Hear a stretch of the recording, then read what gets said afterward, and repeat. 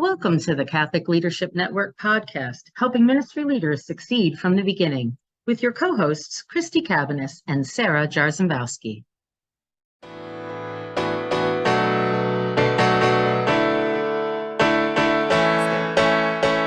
Hey, all right.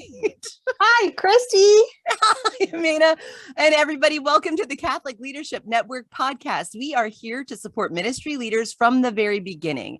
We talk about all the things no one told you about working in the church. We hope you find a grounded place to meet colleagues and get encouragement. We are glad you are here. On today's podcast, we have my friend, Dr. Ximena DeBroeck. Oh, let me mention really quick, Ximena, pardon me. Folks, this is Christy. I'm here by myself today. Sarah is on vacation, and we just thought that it would be great if you had two different podcasts this season, one with just Sarah and one with just me. So here we are. But I am so excited to introduce my friend, Dr. Ximena DeBroeck, who is faculty and serves in pastoral formation at Mount St. Mary's Seminary in Emmitsburg, Maryland. She also serves as the senior academic advisor for the University of Notre Dame's Camino, their online Spanish theology formation. She has been a visiting professor at the University of Notre Dame and a senior fellow at St. Paul's Center for Biblical Theology.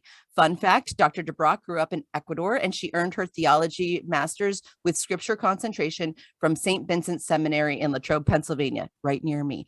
Her license in sacred theology from St. Mary's Seminary in Baltimore, and her doctorate in systematic theology from Duquesne University. Her teaching and research include scripture, sacramental and liturgical theology, discipleship, evangelization, and catechesis. Her publications include articles on scripture interpretation and sacramental formation, and the study guide for Sherry Waddell's book, Forming Intentional Disciples, and online pastoral courses for the University of Notre Dame and University of Dayton. And that, guys, is not even all of it. She has done a lot of different things, and I'm so excited to have her today as we talk about curriculum. So hi, Ximena. Thanks for joining us. Hi, Christy. Thank you for having me. This is great to be together and get to chat a little bit about this really important topic for us in pastoral life. Yeah, actually. So let's just start at the very top, because we're talking to folks that are new to formation and their ministries. And we just want to talk about this whole concept of curriculum. So what do we even mean when we say curriculum in a formation setting? Sure. So oftentimes what it gets, what people boil it down to is, what sort of book should I choose? And how can I better teach children or adolescents or even adults? What material do I choose? And I think that in theory is not a bad place to start, but I think we just need to be really mindful of what we're doing, because we're not simply choosing a book for a subject. It is something completely different. So, if you wanted to teach math, you would want to see what curriculum is good in math. What are the values or the philosophy of that curriculum? So is it something that is incremental? Is it something that is repetitive? Is it something that sort of goes what is often called as a spiral curriculum? So it revisits the same topics, but at a different depth as the time goes on. So you would look at what is the philosophy of the curriculum, but you also look at sequencing. So what is the sequencing? How are things presented in what sequence? And is it presented in a logical way? Is it presented in a way that leads to go from this concept logically to another concept? So in kind of pedagogical terms, that's what we would be talking about curriculum. And somehow it has, the concept has moved into faith formation. And as I said, it's not a bad place to start, because you would say, well, what am I going to talk about? Mm-hmm. But I do think we need to be careful how we treat this concept. And for us to understand that what we're doing is not teaching a subject. We're not just teaching people, let me teach you the solar system, or let me teach you about compounds and chemistry and how an acid and a base mix. Like, that's not what we're doing. And so I think that's what it takes a particular eye and discernment to decide what exactly do you mean when you're choosing your curriculum. And so I think for us in faith formation, for us in church world, a good place to start is to be clear. What are our goals? What do I want to get from this? Do I want, you know what I mean? Yeah, So yeah. if I'm choosing a math curriculum and my goal is to teach people fractions, well, I'm going to find the thing that best teaches me fractions. So I think that it's important not to see what is the shiniest thing out there, what looks prettier, although that's also, it's good to have something aesthetically appealing. But I think for us to just us in pastoral ministry, so us lay people in parish life, also our collaborators, those who are ordained, what is our goal? What do we want to accomplish from this? Right. Wow. So then tell me more about that. Like, to me, when you said a couple of words that really lit up for me, one was discernment, which to me implies some maybe prayer part of it. And then also the goal, what should be our goals, I guess, around that. So I guess, speak more to this deciding discernment piece. And then could you move into how are we looking at what the goals are? Sure. So because faith is relational, so we have to just know that up front, right? Faith is not simply head knowledge, although head knowledge is part of it. But the cognitive aspect of it is part of it. But faith is really growing in a loving relationship with God and living that relationship out in the community, your family, your school, your community at large. So we start with that. That's like premise number one. Faith is relational. So what are the things that would foster growth in a relationship? And we are surrounded by human relationships, which really are unfortunately shadowed by a lot of dysfunction because we're fallen creatures. So a lot of the human relations that we see could have some dysfunctional aspects of it, like, we manipulate people, or we're manipulated, or we are not clear in our communication with people. And so unfortunately, that pattern of relationships that are not perfect sometimes gets in the way. And so we somehow transfer that information to what faith growth should be, what faith development is. So we started with the premise that it is relational, and it is meant to be a relationship unlike any human relationship. But we do take some things from human relationships to help us inform. So what are things that are conducive to healthy human relationships? So, clear communication would be one of them. Honesty would be one of them. Trust is fundamental. So we would want to foster an atmosphere where children, where adolescents, where grown-ups learn to grow in a relationship with God that is founded on trust and that has a lot of vulnerability as part of that relationship. Wow. We in human relationships have learned to build defense mechanisms to help us move through life. Sometimes those defense mechanisms make it into not only into our lives, but we sort of impose those in others unwillingly, but we do it nevertheless. And defense mechanisms are meant to keep us safe. And they work until they don't work. Sure. So I think that sometimes we sort of, as I said, transfer that thought and we think that, well, you need to just learn this in your head and you don't need to trust because you can't trust anybody. So even though we're not saying that, we create the curriculum in quotations as with a lot of safety boundaries that are really become an obstacle for somebody to grow in faith. So just simply memorizing a lot of things, for instance, it's good that you would know some things, but in a relationship, when you adore somebody, a child, your spouse, your best friend, your parent, you know them and you didn't have to work hard at memorizing things about them. You just, You're curious and you want to know. Yeah, exactly. So, I mean, there's tons of stuff that I know about you, not because I wrote them on an index card and I walked around memorizing them, but because I spent time with you and I got to know you. And so I think that when we look for curriculum, to think, is this curriculum going to foster an environment where the children, the adolescents, the adults would be curious about God, would want to learn more, not only about God, but would want to learn to know God? Or is this is this curriculum something that is simply going to lead someone to be terrified of God, not trust God? I don't know, does that make sense? It does make a lot of sense. I think that that it's the relational piece that the way that we lead and like even just implement whatever materials, I guess that's the word that I'd like to use, that we're using with our folks, the way that we implement it. So something, for example, guys, before we went on air, Ximena and I had just like a brief conversation, but one of those things is like, if you demand that everybody show up on Wednesday night at 7 p.m. and say somebody is a hairdresser and she works at the mall, she can't come to that meeting. Or he works, I had one, a police officer, he worked second shift. The guy worked from 2 to 11 or something like that p.m. every day through the week. That would not have been possible for him. So how do we flex around what people need? And, obviously you can't accommodate every situation, but there's a way that you can come to a particular group, environment, whatnot, and knowing them before you start making demands on their time already. I think, do you think, is that right, Ximena? Like, am I on the right track?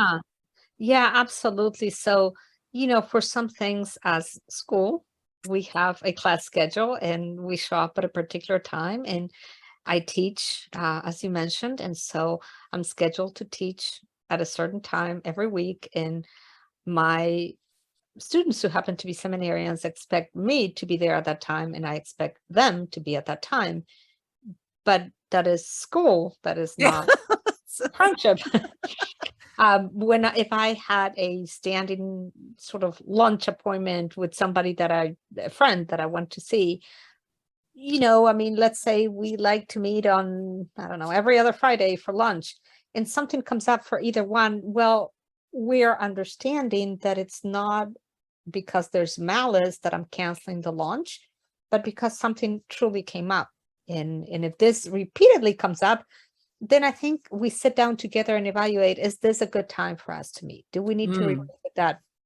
So in our parish settings, if we're finding out that more and more and more people are having difficulty making it possible for them to come to the particular faith formation offering, then maybe it's time for us to revisit as a parish. Just because we've been doing faith formation at 10:30 between masses for the last 10 years or 20 years, is that where it still makes sense? Yeah. I mean, our communities could have changed. The demographics, the job situation of our communities could have changed, and they can no longer meet, that time is no longer advisable. So I think that flexibility on our part, but you're spot on that we cannot possibly accommodate every scenario. And so there's always going to be somebody that is going to be a little more challenging to accommodate their schedule. But equally, I think that it's really hard for us. I think that there's a balance, right? So we want to have some commitment from those who are on the path. Mm-hmm. And it could be easy to say, well, they don't value this. They value sports, and they value whatever. They value ballet, and they value other commitments. Their jobs are more important than right. And we could make that judgment, and really it is a judgment. I mean, it is our interpretation of their reality. We don't fully know how full their plate is, but nevertheless, we're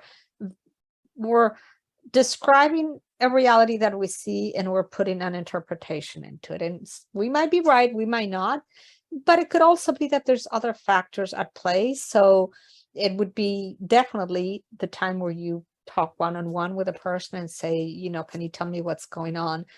But going to the judgment, I think that when something truly is relevant to you, to me, we both have had to do accommodations in our schedules to make something happen in our lives that was just really, that you would think, no, I can't make this happen. But because we saw the value in it, we found a way to make it happen.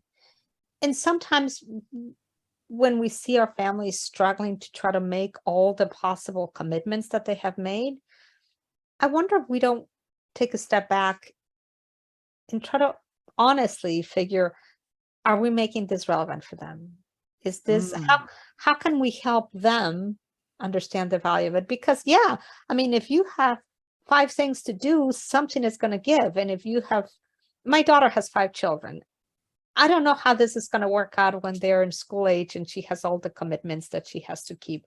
Right now, only one is in faith formation, but I like practically there's 2 parents and 5 kids to be driven. So how do you make that happen? Yes, you can carpool, and I'm sure people are going to, I mean, people already do that. But, you know, for us to just say, you just simply don't care, although it could be, again, an accurate statement, I think that part of our curricular assessment needs to be not only the content, but how are we offering? So the delivery of it, which involves the timing.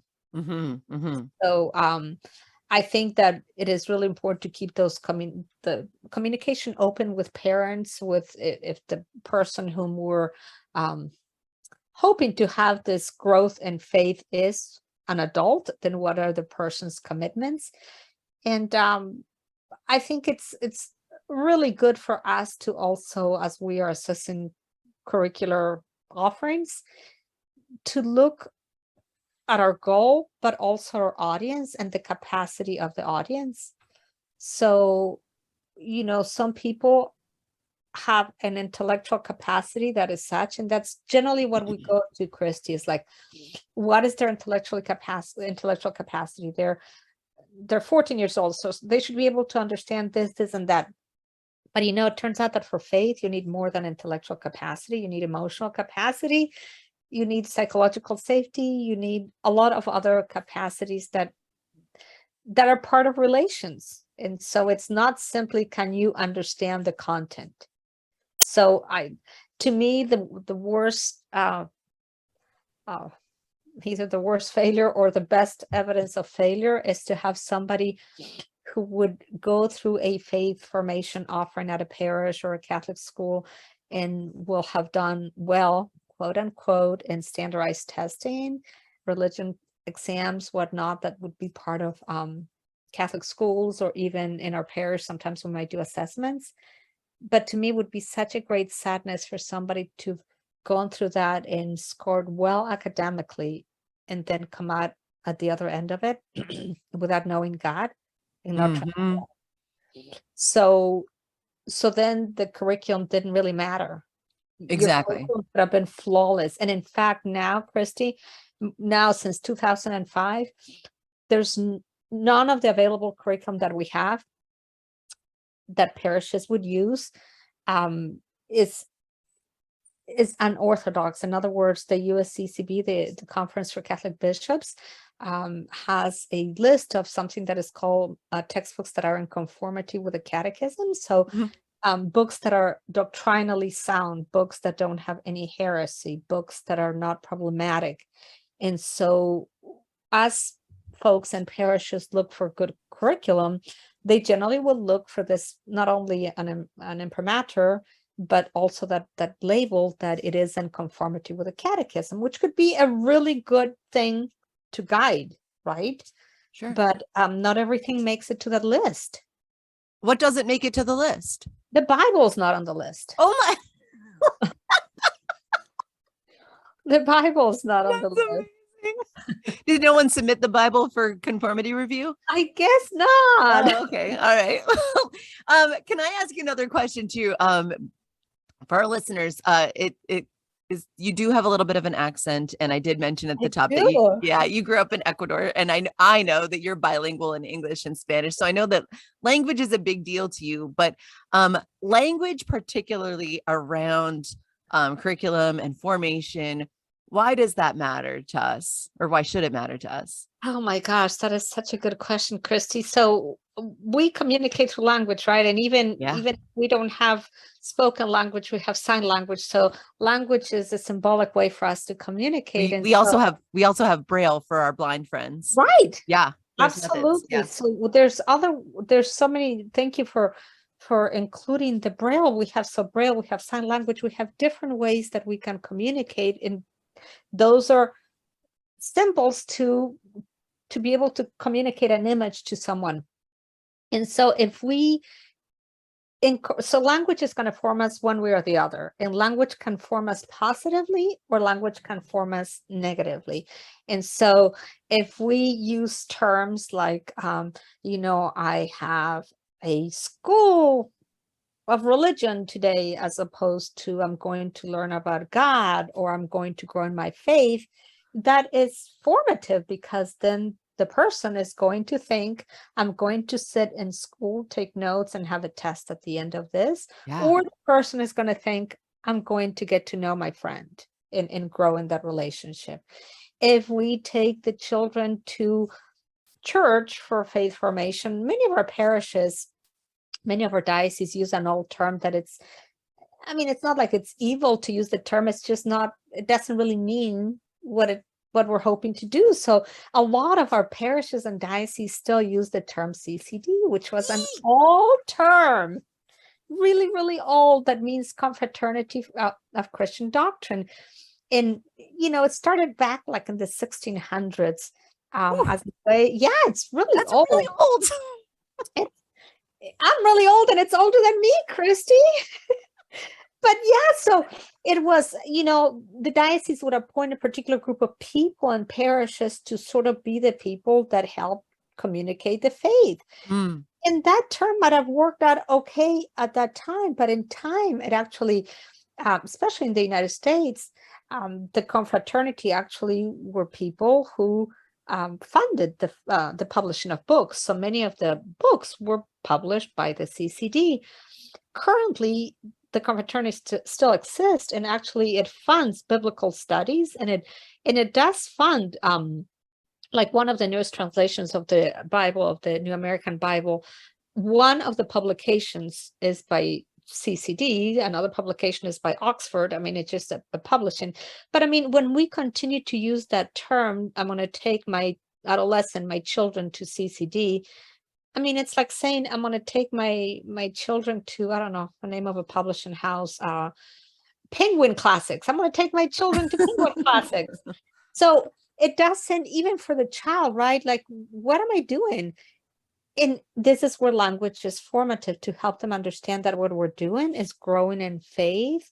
And just, when the little people have a play date with a friend, they understand what that is. I'm going to play with my friend. I have a play date.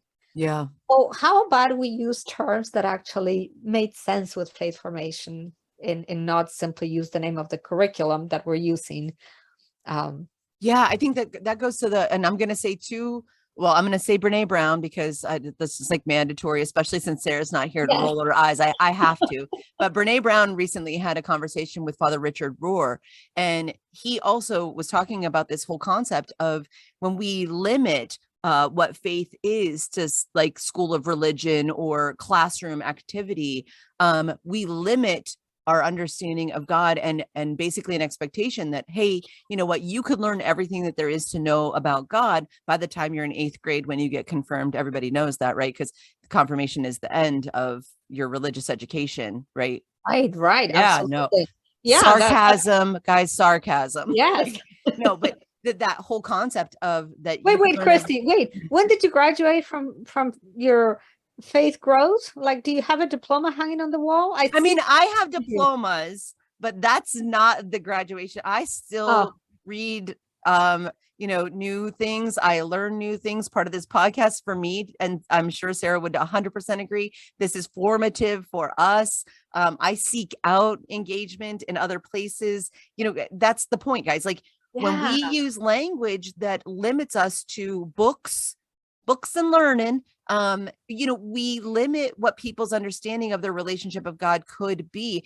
And the idea that you could know everything that there is to know about God and the church by the time you're either in 2nd grade or, but even graduating from high school, like, oh, I went to Catholic school my whole life, and think that that's the end of it all, is ridiculous. I'm just going to point to the books behind Ximena right now. For those of us that are watching on video, she has literally 3 bookcases. The bookcases are all completely full with books stacked on top of the books that are on the shelf, and books on top of 2 of the bookshelves that I can see from here. I have a plethora of books both at my house. If you go to the library and start to do some digging around Catholic theology. And I am going to specifically put it in that realm, because that alone is going to be probably millions of books, because we've been around for 2,000 years and writing things. So what in the world, folks, do we think that how could you encapsulate God and what there is to know about God and the church in what you can accomplish in a 2-year-long curriculum in a parish school of religion or in your Catholic school? It's so limiting, and we want to help people expand their minds and realize that formation is a journey of a lifetime, right? Yeah, absolutely. And going back to where we had started talking about what is our goal. So I think that is a really good practice that we can engage in personally, but also if we are in a parish setting, a diocesan setting, like, what is our goal? What do we want to get from here?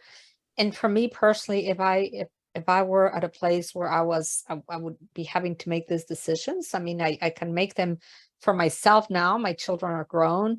I can offer some advice to my grandkids. But if I was in a place where I had to decide, my goal would really be, how can I help people at the end of this period that they're with us, a year, 5 years, 10 years, how can I help them grow in their ability to communicate with God, grow in prayer? Not simply can I teach them to memorize X number of prayers, although that will come naturally, but how can I help them learn to communicate with God openly, vulnerably, in trust? And how can I help them understand that they're never finished growing? Like, that would be what I want to look at as I am even possibly selecting things. And if I'm looking at a particular curriculum, even if it might be approved for content and being good content, if I look through it, Christy, and I see a lot of language that, although the content might be right, but the language is communicating something that is not relational, I would not go with that book. Awesome. All right. Well, we're getting close on time, so I have to ask you the most important question of this entire podcast. And that is, what do you wish that you knew at the beginning of your ministry? I mean, if it's about curriculum, that's awesome. If it's not, what do you wish somebody had told you at the beginning? Oh my gosh, that is such a great question. I wish I knew that it's a very complex process, and that we're naive to think that we have all the right answers. Oh, yeah. Wow. Yeah. There's sometimes whenever I fall into that trap, even now, I try not to, but yeah, that's a great one. Yeah, I wish somebody, but Christy, if somebody would have told me that, I probably would have not believed it. I probably would have said, no, I know that somebody has to have the right answers, and I will find them if I don't know somebody. So that's that's what happens. It's like, it's official, it's something that comes with time and wisdom. So I don't know. Yeah, we'll have to think about that. Listeners, if you could do me a kind favor and think about that, about it. How could somebody tell you that you don't know everything and that you don't always have to have a right answer for every question and situation? If there's a way to tell people that early on, love to hear that. Well, thanks so much, Ximena, for being with us today. This has been a beautiful and exciting conversation about how we can explore curriculum and structures around our ministries. I hope you guys have had as much fun as I did. Sarah will be back with me next week. Thanks again for joining us on the Catholic Leadership Network podcast, where we talk about all the things that nobody ever told you at the beginning. Bye. Bye, Christy. Hi, Sarah, and bye, Sarah. See you later, Christy.